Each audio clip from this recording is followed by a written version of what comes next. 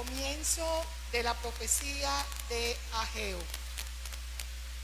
El año segundo del rey Darío, el mes sexto, el día primero, vino la palabra del Señor por medio del profeta Ageo a Zorobabel, hijo de Salatiel, gobernador de Judea, y a Josué, hijo de Josadac, sumo sacerdote.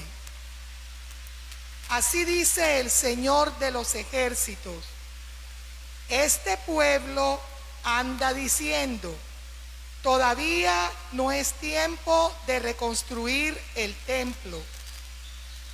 La palabra del Señor vino por medio del profeta Ageo. De modo que es tiempo de vivir en casas revestidas de madera mientras el pueblo está en ruinas. Pues ahora dice el Señor de los ejércitos: meditad vuestra situación. Sembrasteis mucho y cosechasteis poco. Comisteis sin saciaros, bebisteis sin apagar la sed. Os vestisteis sin abrigaros, y el que trabaja a sueldo recibe la paga en bolsa rota. Así dice el Señor: meditad en vuestra situación. Subid al monte, traed maderos, construid el templo, para que pueda complacerme y mostrar mi gloria, dice el Señor.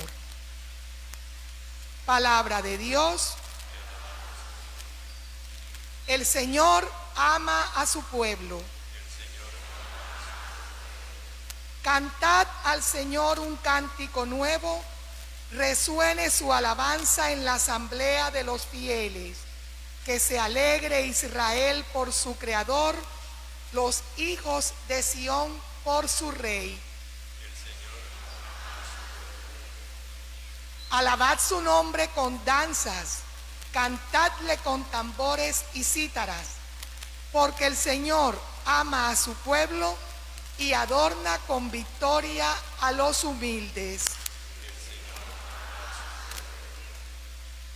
Que los fieles festejen su gloria y canten jubilosos en filas, con vítores a Dios en la boca, en honor para todos sus fieles.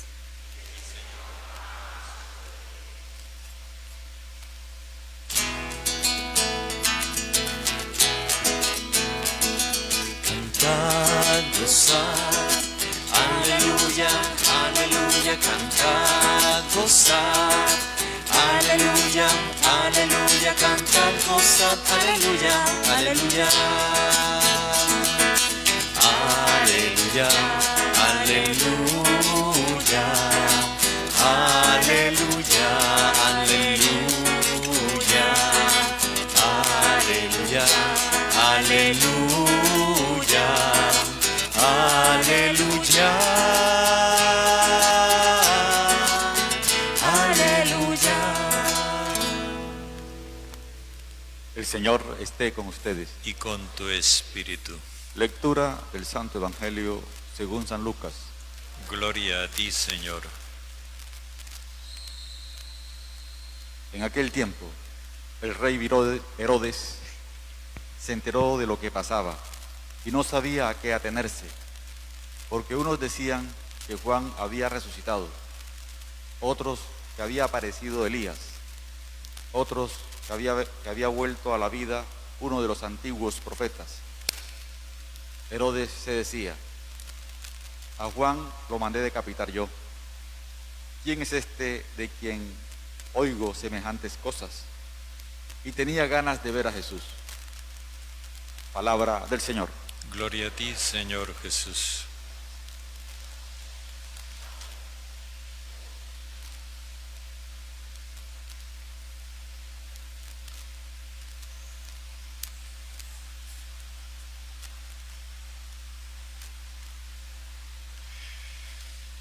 Después de la misión que Jesús les confió a sus 12 discípulos, es decir, a los de origen judío, y luego de lo que ellos hicieron, que no fue exactamente lo que Jesús les mandó hacer, ahora nos encontramos con las repercusiones de lo que ellos hicieron. Y es importante que nos demos cuenta porque en estos 3 versículos hay un enredo bien grande. Nos dice primero que las noticias de lo que hicieron los discípulos llegaron hasta los oídos del virrey Herodes. Pero la noticia le llega confusamente. Herodes no sabe a qué atenerse. La razón, los comentarios que hay entre la gente son tan disparatados que Herodes no tiene como un criterio claro de qué se trata. Porque unos decían que Juan había resucitado, otros que había aparecido Elías y otros que había vuelto a la vida uno de los antiguos profetas. Pensemos en esto. Los discípulos hicieron lo que a ellos les pareció y no lo que Jesús les indicó. Analicemos eso. ¿A qué se debe que los discípulos no hubieran asimilado las instrucciones y el mensaje que Jesús les encargó? Se debe a que sobre ellos ejercía un influjo dominante la enseñanza tradicional de los letrados. Aquí no miramos las cosas en términos de maldad, miremoslas en términos de inconsciencia. Los discípulos no se dan cuenta de qué es lo que los mueve a actuar. Ellos simplemente actúan de acuerdo como fueron educados. Y tampoco podemos pensar que los letrados eran unos señores perversos. No, eran hombres religiosos, eran hombres piadosos y decían estar animados por un profundo respeto a Dios. De vez en cuando tenían sus farsas, pero en el fondo eran hombres religiosos. Sin embargo, había una deficiencia muy clara en todos ellos. Los letrados no hacían más que repetir lo que habían recibido, y la gente no hacía más que asimilar lo que ellos les decían. Faltaba pensamiento crítico, es decir, faltaba análisis. Y ese análisis no se podía hacer simplemente desde el punto de vista de las ideas. Para ese análisis se requería lo que Jesús les había comunicado a los discípulos: la libertad para amar.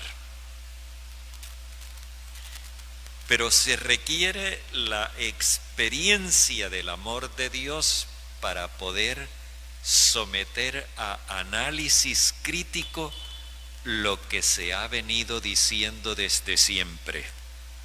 Ahí es donde está la falla.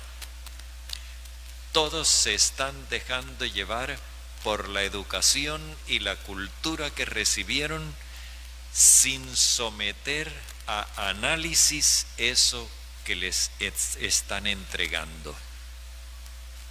Así que aquí hay una oleada continuada de inconsciencia.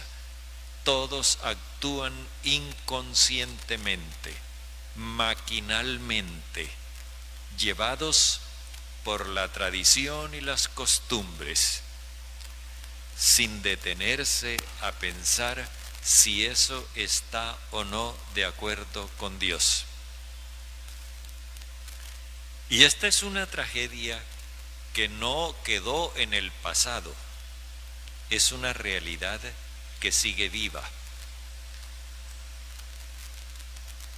Bien, los discípulos le transmitieron a la multitud sus propias ideas y la multitud hizo con esas ideas lo que estaba acostumbrada a hacer.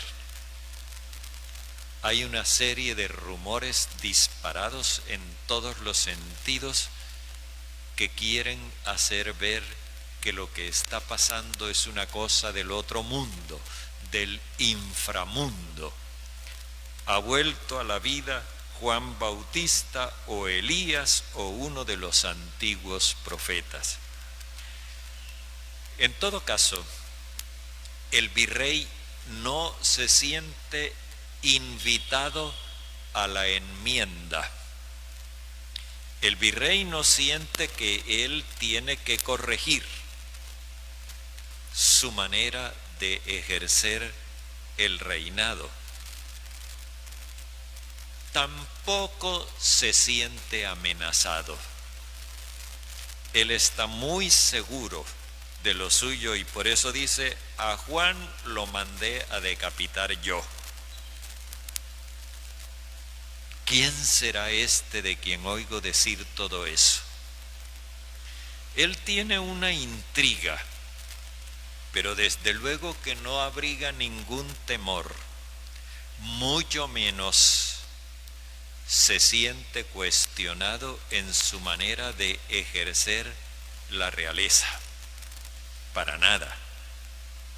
Más adelante, y eso lo vamos a escuchar en la Semana Santa, el Domingo de Ramos el año entrante, más adelante se nos dirá que Herodes le mandó a Jesús, Poncio Pilato le mandó a Jesús a Herodes porque se enteró de que Herodes estaba en Jerusalén para que Herodes lo juzgara, y Herodes se alegró mucho cuando se lo mandaron porque él tenía ganas de verlo, pero adivinen para qué.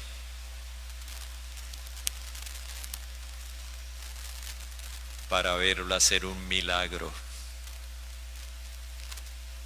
Es decir, para Herodes Jesús es como algo divertido.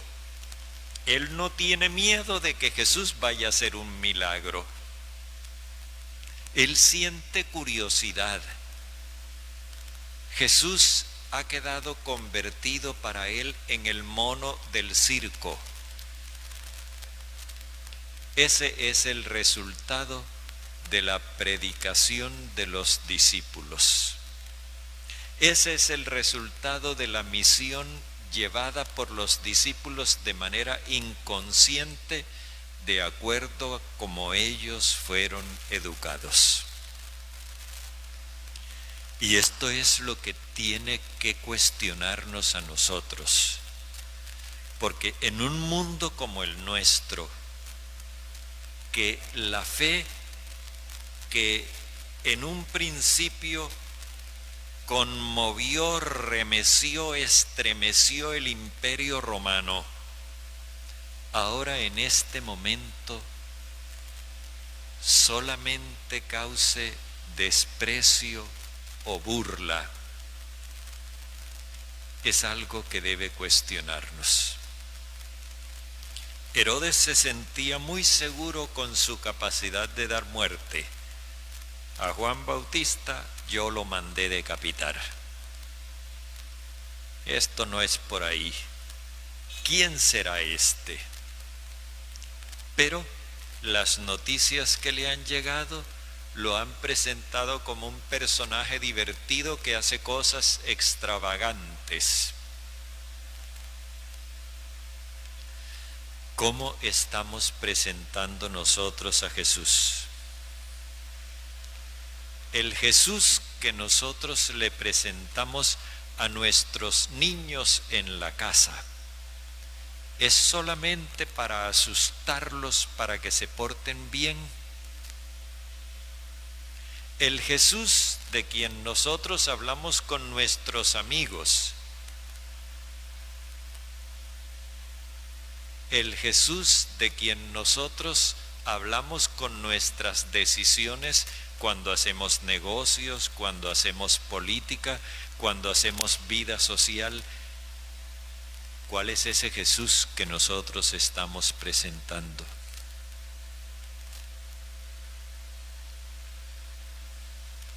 Es el Jesús de ayer, de hoy y de siempre, pero que pudiera estar deformado por la forma inconsciente de presentarlo. Sin embargo, el Señor insiste, así como insistió en enviar a los 12, también insiste en enviarnos a nosotros. Pero es necesario que nosotros tomemos conciencia de que no vamos a ser propagandistas de unas creencias, sino testigos de una persona. Y a esa persona es a la que nosotros nos llegamos por medio del sacramento. Comulgar no es un acto piadoso, es la decisión de compenetrarnos con Jesús, hacernos uno con Él. Cuando recibimos la bendición con la Eucaristía, eso no es un rito mágico, es la acción sacramental por la cual nosotros acogemos el Espíritu de Jesús, su vida, para que sea nuestra propia vida, para que anime nuestra vida y nosotros podamos presentarnos ante el mundo como testigos del Señor.